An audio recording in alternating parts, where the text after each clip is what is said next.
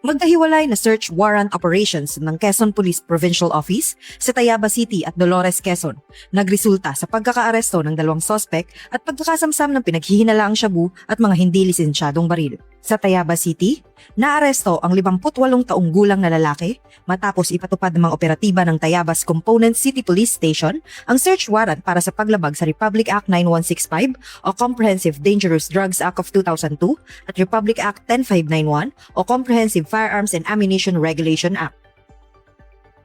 Nakumpiska sa operasyon ang humigit kumulang 6 gramo ng pinaghihinalaang shabu na may standard drug price na 40,800 pesos at tinatayang street value na 122,400 pesos.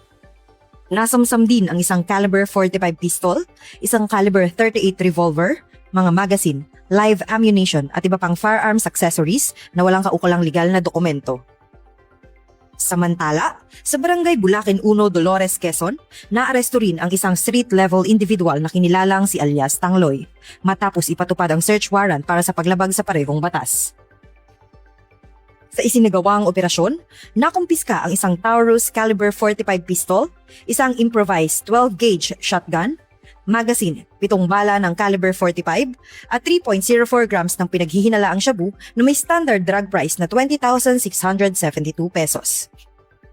Ang mga nakumpiskang ebidensya ay sumasailalim sa tamang dokumentasyon at inventaryo habang inihahanda ang kaukulang kaso laban sa mga naarestong sospek. Patuloy namang hinihikayat ng Quezon Police Provincial Office ang publiko na makipagtulungan sa kapulisan sa pamamagitan ng pagbibigay ng impormasyon laban sa iligal na droga at iba pang uri ng kriminalidad. Mula dito sa lalawigan ng Quezon, ang inyong PNN correspondent, Patrolwoman Jessalyn T. Argoso. Alagad ng batas, tagataguyod ng Balikang Pulis.